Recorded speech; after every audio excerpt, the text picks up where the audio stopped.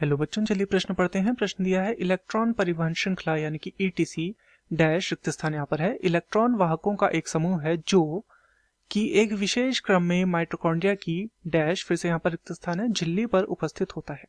विकल्प हमें दिए गए हैं। विकल्प ए है 7 एवं आंतरिक, विकल्प बी है 7 व बाहरी, विकल्प सी है 6 व आंतरिक तथा विकल्प डी है 6 व बाहरी। तो इस प्रश्न में हमसे ईटीसी के विषय में पूछा गया है या इलेक्ट्रॉन परिवहन श्रृंखला के विषय में पूछा गया है।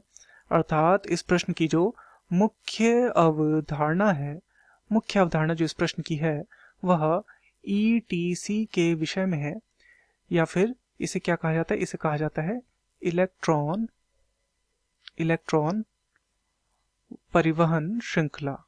इलेक्ट्रॉन परिवहन श्रृंखला, तो इस विषय में यहाँ पर इस प्रश्न में हमसे पूछा गया है इलेक्ट्रॉन परिवहन श्रृंखला या ईटीसी के विषय में। तो चलिए जानते हैं इसे कि यह क्या होती है। तो इलेक्ट्रॉन का विभिन्न अणुओं के माध्यम से वहन होता जो है, इलेक्ट्रॉन का विभिन्न अणु से क्या होता है, वहन होता है।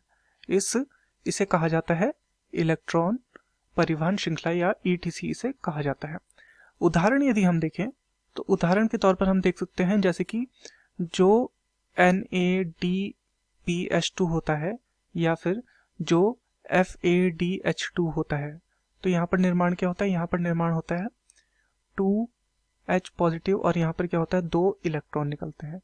ये जो इलेक्ट्रॉन होते हैं इनका वहन होता है तथा इनका जो वहन होता है वह 7 जो वाहक होते हैं उनके माध्यम से इसका वहन होता है। तथा यह जो वहन होता है, ये जो वहन की यहाँ पर देखने को मिलता है, ये जो 7 के 7 जो वाहक होते हैं इसके, ये देखने को हमें मिलते हैं माइटोकॉन्ड्रिया की आंतरिक झिल्ली में।